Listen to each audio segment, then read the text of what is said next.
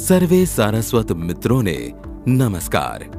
આવો પરીક્ષણ કાર્ય માટે ગુણપ્રદાન યોજના મુજબ સામાન્ય સૂચનોની માહિતી મેળવીએ।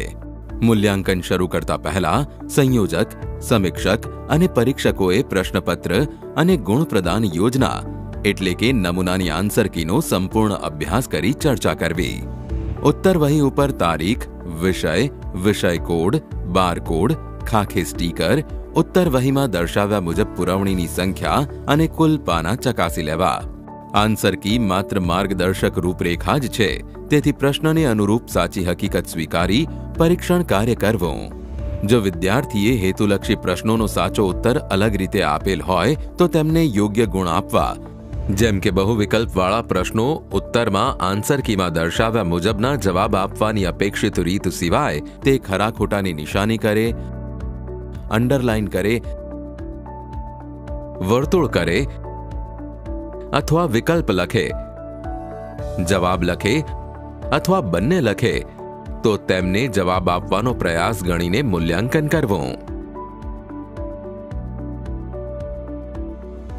એવી જ રીતે ખાલી જગ્યાવાળા પ્રશ્નમાં પણ અંડરલાઇન કરે, ફક્ત જવાબ લખે, વિવિધ રીતે જવાબ આપેલા હોય તેમને જવાબ આપવાનો પ્રયાસ ગણીને મૂલ્યાંકન કરવું।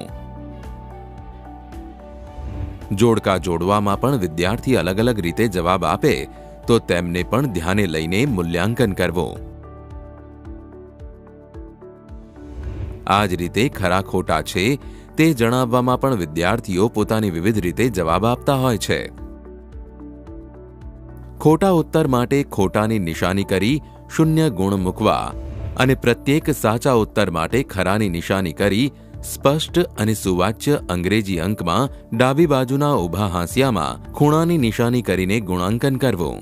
જેમ કે લખેલ અંક મૂળ અંકથી બીજા અંક જેવો દેખાય છે, જેમ કે 2 શૂન્ય જેવો દેખાય છે, 7 9 જેવો દેખાય છે, 7 4 જેવો દેખાય છે।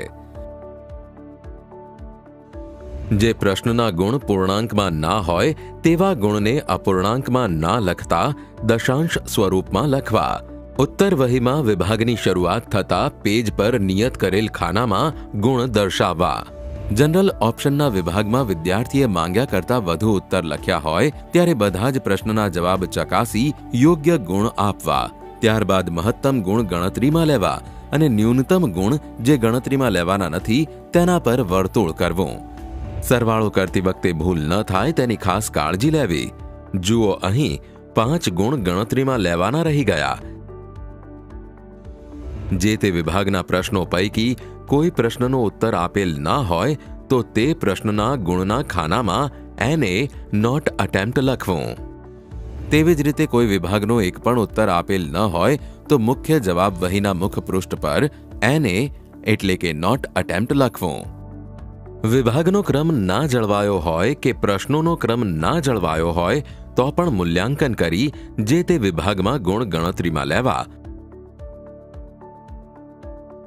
જો ગુણ આપ્યા બાદ સુધારો વધારો કે છેકછાક થાય તો તેની સામે ટૂંકી સહી કરવી। જે તે વિભાગના કુલ ગુણને મુખ્ય જવાબ વહીના મુખપૃષ્ઠ પર વિભાગના ક્રમ મુજબ દશક, એકમ અને દશાંશના ક્રમમાં કુલ ગુણ દર્શાવવા।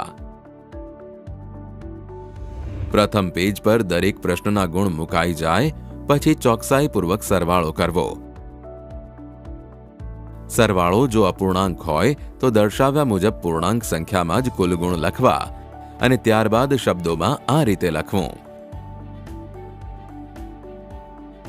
સમીક્ષક અને કોઓર્ડિનેટરે ખાસ ધ્યાનમાં લેવાની બાબતો જોઈએ તો સમીક્ષક કોઓર્ડિનેટરે પરીક્ષકોએ તપાસેલ ઉત્તર વહીની સમીક્ષા કરવાની હોય સમગ્ર ઉત્તર વહી નવેસરથી ચકાસતા હોઈએ તે રીતે ચકાસવી।